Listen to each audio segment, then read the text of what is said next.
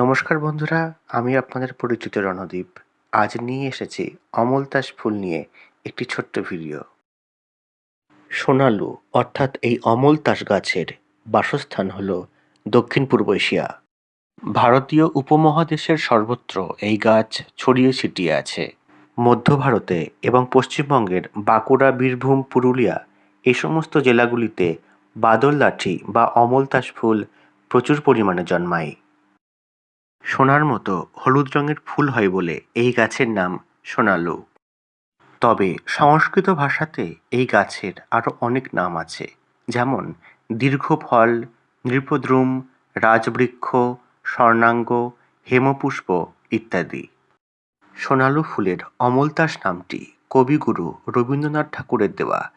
তিনি অমলতাস নামেই এই ফুলটিকে বেশি জনপ্রিয় করে তোলেন।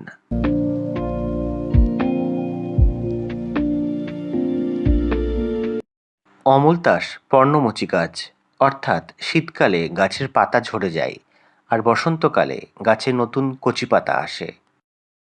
বসন্তের শেষের দিকে গাছে ফুলের কুঁড়ি আসে আর পুরো গ্রীষ্মকাল জুড়ে অমলতাস ফুল ফোটে। পশ্চিমবঙ্গের সব জায়গাতে অমলতাস সহজলভ্য না হলেও দু একটা চোখে পড়ে যায়।